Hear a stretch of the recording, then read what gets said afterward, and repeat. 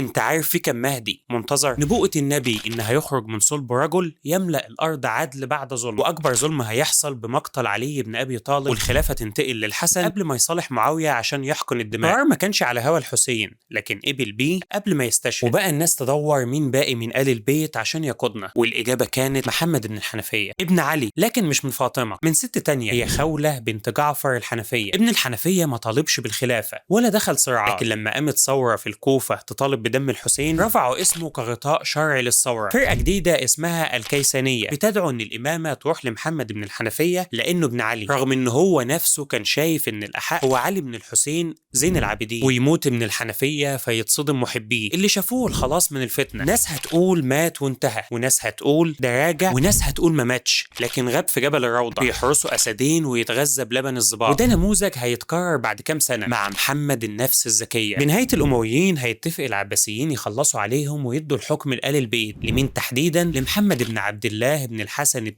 بن علي، اسمه على اسم النبي واعلم اهل بيته، وزاهد وشجاع، لكن ينقلب العباسيين ويحكموا بنفسهم، ويفضل محمد النفس الزكية قائد في المدينة، والعباسيين يحكموا من بغداد بجيش نظامي قوي، فيتقتل ويصدم أتباعه فيقولوا ده غاب وهيعود، وده المهدي الثاني مش الأخير. حوالي 10 حالات من المهدي المنتظر. قائد كاريزما يموت فيرفض أتباعه بالهزيمة، مش بس عند الشيعة لكن عند سنة وصوفية، زي ابن طمارت مؤسس دولة الموحدين في المغرب، ومحمد أحمد المهدي في السودان. هيتقال ما ماتوش وهيعود، بل في أديان تانية غير الإسلام زي المسيحية واليهودية وحتى البوذية، كأنها استجابة بشرية للهزيمة. ما تنساش تتابعني، أنا أحمد صالح بفكك الحكايات الشعبية.